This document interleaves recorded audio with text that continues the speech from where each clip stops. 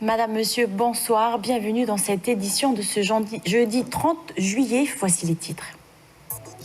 La mine du futur entre réalité virtuelle et technologie de pointe, c'est le projet sur lequel travaille le Centre national de recherche technique. Son objectif, prospérer dans le secteur minier dans un contexte compétitif.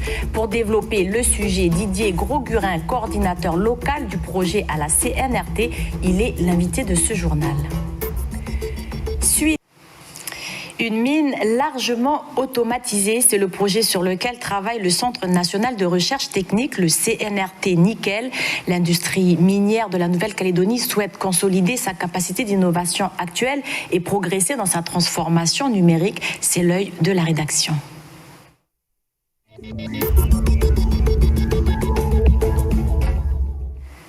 Je vous le disais, le CNRT Nickel travaille sur le projet de la mine du futur. Son objectif, prospérer dans un contexte actuel compétitif.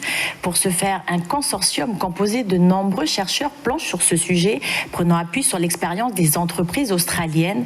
La mine du futur sera plus sûre et plus respectueuse de l'environnement. Elle sera d'ailleurs ultra connectée. La technologie nécessaire existe déjà. Regardez plutôt ce reportage. Il est signé Audrey Pouedi et Ismaël Ouakassiou.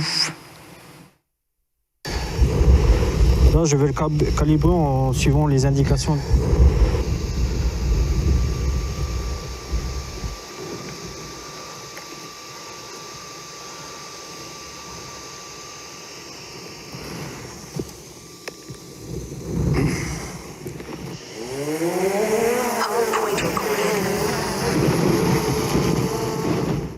Relevé topographique, surveillance d'ouvrage, ce sont les missions du drone que pilote Johan. En quelques minutes, l'appareil réalise des clichés extrêmement précis.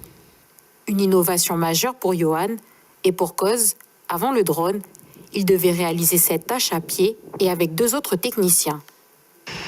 À 2, on faisait un chantier de 9 hectares en un jour. Là, en 20 minutes, on a fini, on fait un vol et on a fini. Et on peut faire... Sur la journée, on peut faire 3-4 vols, voire plus. Ça dépend du nombre de batteries qu'on a. Donc on peut faire facilement 30 hectares par journée. Du coup, la modélisation du terrain est plus fiable que par rapport à avant. Jamais j'aurais pensé utiliser un drone pour faire tout ce que je fais aujourd'hui. Après la prise de clichés avec le drone, Johan transfère ses photos au service exploitation. Ces données vont leur permettre d'avoir un état des lieux précis, de voir l'avancée des travaux ou encore s'il y a des dégâts qui nécessitent une intervention. Au-delà de la méthode de travail, l'intégration de nouvelles technologies nécessite un accompagnement sur plusieurs domaines. C'est le travail mené à distance par ces chercheurs implantés en France et au Canada. D'avoir des gens qui soient capables d'utiliser ces technologies et puis d'avoir aussi des entreprises qui donnent les moyens à leurs employés, qui vont les former là, pour justement utiliser ces technologies.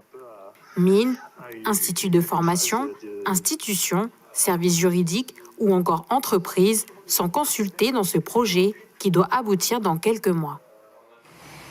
La mine du futur entre réalité virtuelle et technologie de pointe. Pour développer le sujet, Didier Grosgurin, coordinateur local du projet à la CNRT, le Centre national de recherche technique. Didier Grosgurin, bonsoir. Bonsoir. Alors, automatiser la mine, le projet paraît intéressant.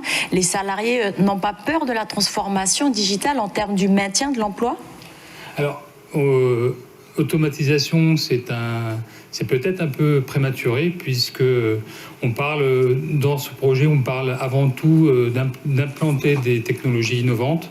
On est plus sur le traitement de données, sur l'acquisition de données qui vont permettre de mieux gérer la mine, en essayant de l'optimiser, d'obtenir le plus de métaux possible, en remuant le moins de terre possible, pour faire face à des défis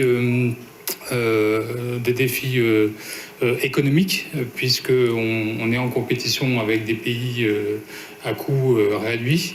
Et puis, on a une acceptation de la mine sociétale qui est de plus en plus délicate. Donc, là, dans le sujet, on l'a compris, il faut maintenant une seule personne pour utiliser le drone, alors qu'au départ, ils étaient plusieurs.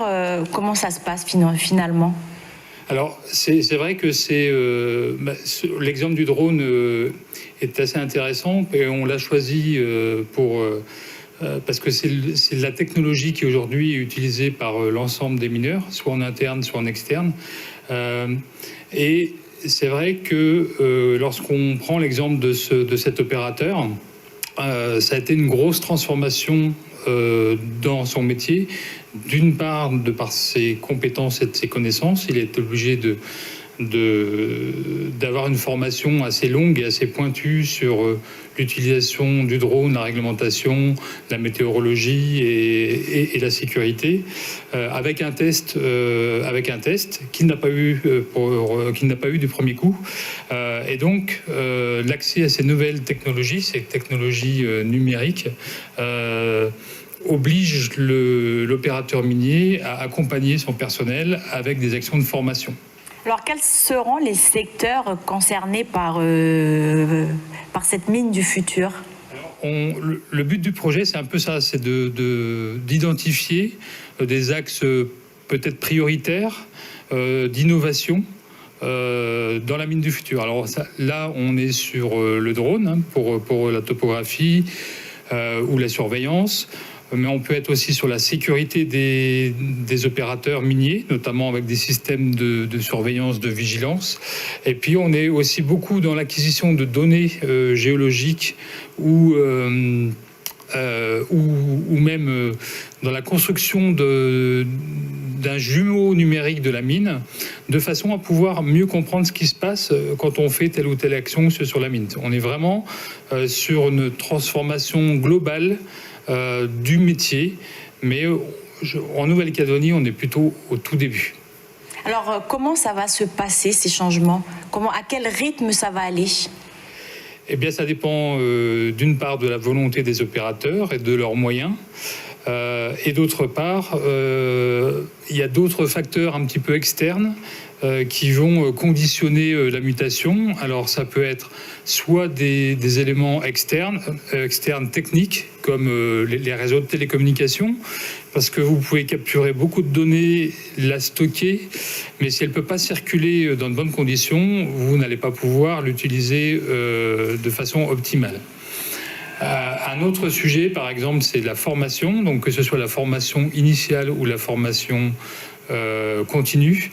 Il est fort probable que l'état actuel du gisement de formation numérique adapté à la mine n'est pas suffisant. Il faudra l'adapter. Donc ce sont deux freins qu'on a d'emblée de jeu identifiés et qu'il conviendra d'accompagner en collaboration avec les institutions, avec la société civile, pour que cette mutation se passe le mieux possible. Alors, une dernière question. On connaît le contexte actuel dans le secteur minier avec des coûts qui sont de plus en plus élevés. Alors, comment vous allez accompagner ces modifications au sein de ces centres miniers ? L'idée d'avoir ces innovations, d'implémenter ces innovations, c'est de gagner en compétitivité en optimisant les mines, en extrayant le maximum de métal, en remuant le moins de terre possible. Donc c'est un des axes possibles d'amélioration, d'optimisation de la mine. D'ailleurs, il y a certains opérateurs qui ont déjà bien avancé sur le sujet, d'autres moins.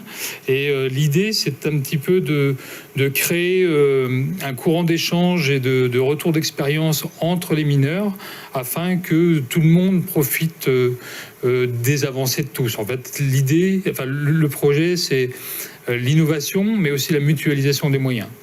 Donc, on est vraiment sur les deux sujets. Didier Grosguin, merci pour ces précisions. De rien. Voici qui referme ce dossier consacré à la technologie du futur. Voici qui referme cette édition. Merci pour votre fidélité. Tous nos programmes sont disponibles sur notre site internet caledonia.nc. Belle soirée à vous.